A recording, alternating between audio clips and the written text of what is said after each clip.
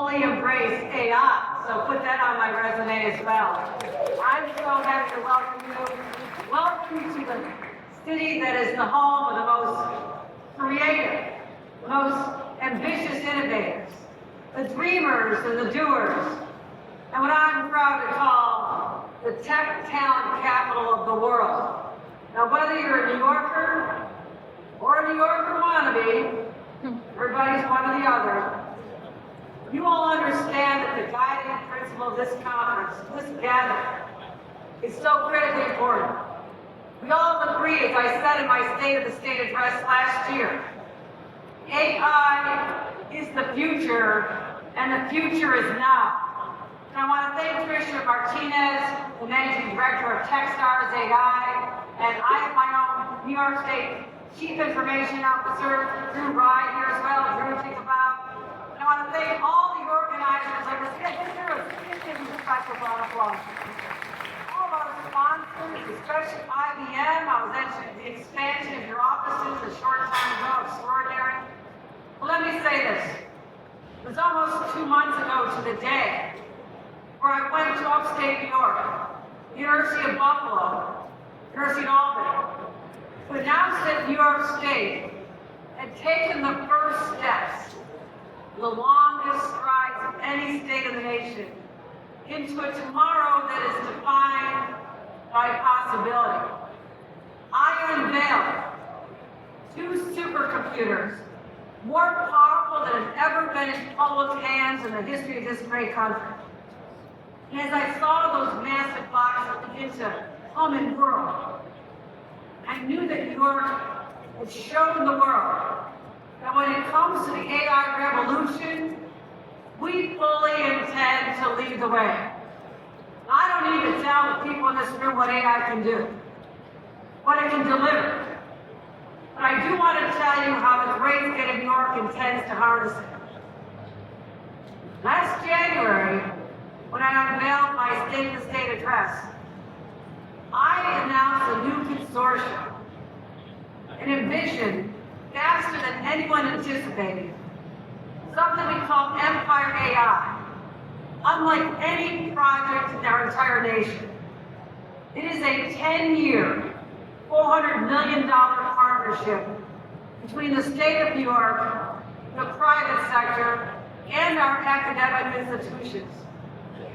Not only to stand at the forefront of AI innovation, but to do something spectacular. Set a model of how AI can be used for public good. Now, until those supercomputers came online, that technology, that advance, had largely been concentrated only in the hands of the mega corporations, many of them represented here today: Google, Microsoft, IBM, OpenAI. I know you all want to improve the world, and I expect you to, and that's great. But there's also a profit motive behind it, right? Fine, it's capitalism. Well, in Empire AI, I asked a question that we hope the industry and other states will answer as well. What if AI can be harnessed for public good and leave behind a fairer, healthier, more efficient society for our children to inherit? Now, we know the countless ways that AI can change the world. It already is. It can tackle food insecurity. It can help us develop new therapies for cancer. It can modernize and equalize our healthcare system, and even predict dangerous storms. And I say that as someone who's heading up to Buffalo tonight to help manage the response to yet another massive storm from Lake Effect snow. I'd like to have earlier indicators. In fact, I'd like AI to figure out how to just stop it altogether, but that's not likely to happen. But our research is already making a difference on projects to help our farms run more sustainably, how to wield the power of nuclear energy and rapidly improve patient care. Now, these are not small advancements. They're the kind of changes that I'm looking for as the governor. Make real changes in the lives of our citizens. Help them buy more for less money, eat better food, live longer. And make no mistake, The other states are noticing. This last week I was in California. You all heard of California? Great. I was on a panel with other governors. Tim Walz was there, talking about our cybersecurity, leading the nation in our efforts to protect our businesses, our citizens, our economy, protect democracy at the end of it all. But I also talked about what we're doing in AI here. And I will say this, speaking to the governor, my friend, and many others, they're very impressed with what we're doing with Empire AI. And I encourage them to do something similar. AI imitation is certainly the most sincere form of flattery. Let me tell you, bringing this idea to our state legislature, those of you who are New Yorkers, it wasn't easy. In fact, it was a high-risk, high-reward opportunity. It was a gamble. And getting it through was no cakewalk. But I took that gamble because I believe with all my heart that New York has always been that cradle of innovation. And since becoming governor, I've seen a rebirth in innovation and technology and high-tech development across the state. Just yesterday, the federal government approved $6 billion so we can incentivize Micron to build the semiconductor chips over the next 20 years, not here in the city, but in upstate New York.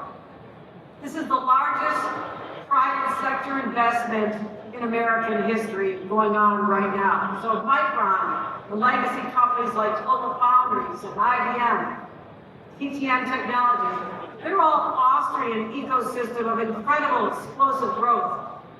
And in so doing, we're transforming communities in every corner of this state. So the future of tech does not just reside in New York City. No matter how much it's flourishing, it's here. This is where people want to be. It's thriving in our small towns and on college campuses, where because of Empire AI, I can attract the smartest students, the PhD candidates, who want to have access to something that they would not otherwise have until they go to the private sector. That's not happening anywhere else, my friends. And we're going to continue using these technologies, creating jobs, upstate, rural areas, instead of blight and neglect on building supercomputers, companies, innovators. And I know the decisions we make and the agenda we pursue will define that landscape for generations to come. Now, let me just finish with this.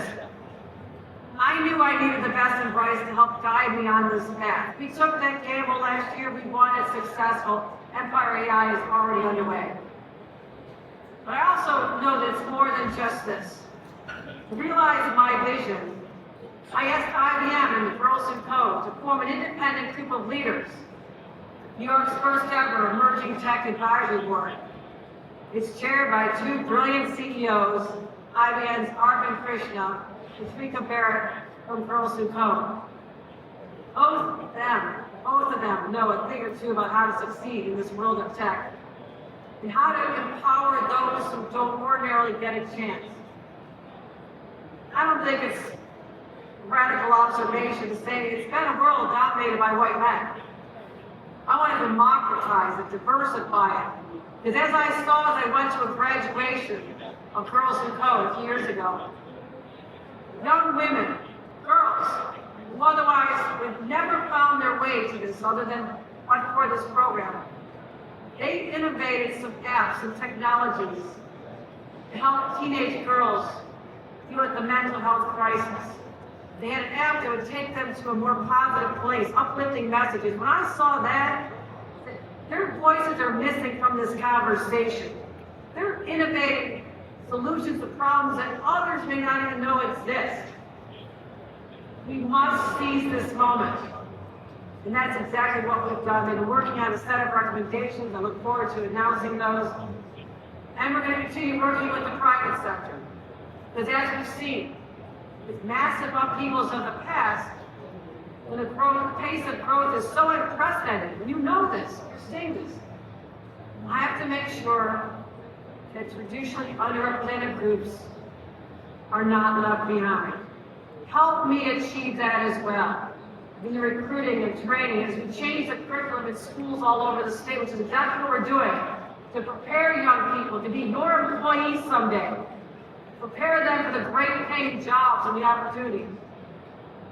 So instead of just the largest companies getting ahead, I want this to be a place of innovation and incubators, the small companies that will rise up someday, lifting up them, the rising tide lifting up all.